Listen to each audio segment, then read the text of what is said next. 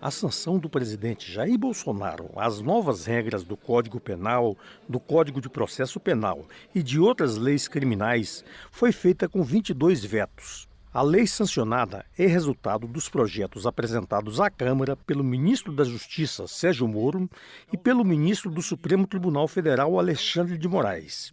Um grupo de trabalho formado por deputados consolidou as propostas num único texto, que foi aprovado pelos plenários da Câmara e do Senado.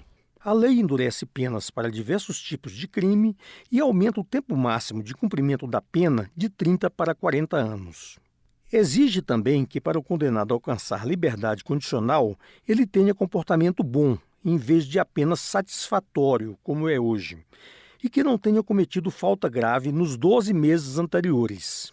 Para obter a chamada progressão de regime, quando passa do regime fechado para o semiaberto ou aberto, o condenado agora terá que cumprir percentuais maiores do total da pena, que variam de 16% no caso do réu primário que cometeu crime sem violência a 70% no caso do condenado por crime hediondo com morte da vítima, que for reincidente nesse tipo de crime.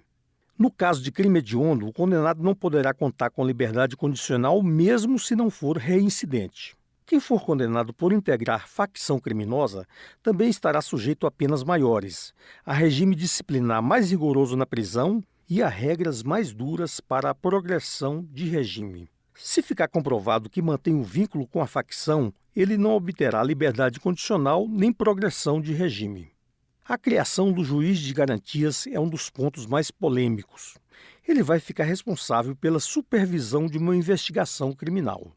O julgamento do caso terá que ser feito por outro juiz. A intenção é evitar que o envolvimento com a investigação faça com que o juiz chegue com uma opinião preconcebida para a decisão final do processo. Quem é contra diz que a justiça brasileira não tem estrutura para separar essas funções. Isso vai gerar uma grande dificuldade operacional de implantação, do ponto de vista de estrutura, né? Nós temos aí uma realidade nacional.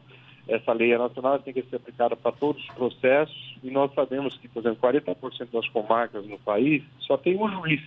E como é que vai ficar isso do ponto de vista operacional se o juiz que atua na fase de investigação não vai mais poder julgar o processo? O deputado Capitão Augusto, que foi o relator do grupo de trabalho, também é contrário à criação do juiz de garantias, mas ressalva que houve avanços com a nova lei. Houve vários avanços. O endurecimento da legislação penal, progressão da pena, a questão de implantação do banco de dados balístico, do banco genético, aumento da pena máxima de 30 para 40 anos. Então, se for analisar dos últimos 30 anos, esse foi o que teve o maior avanço nesta área. Mas o que atrapalhou realmente foi esse juiz de garantia que tirou o brilho, né? Porque agora não há o que fazer.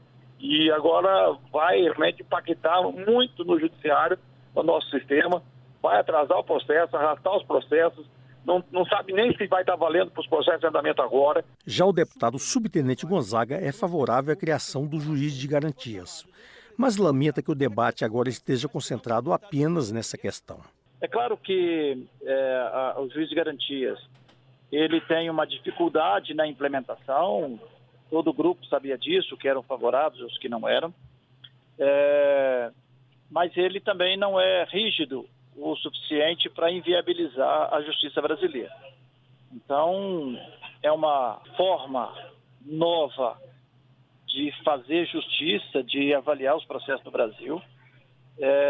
Por mais que tenhamos um risco pequeno, mas sempre há um risco de justiça ser feita a partir do processo da contaminação do juiz com o processo. Esse é o espírito da proposta. Estou preocupado que a gente fique preso agora só à discussão do juiz de garantias e ignore os grandes avanços que o pacote como um todo trouxe.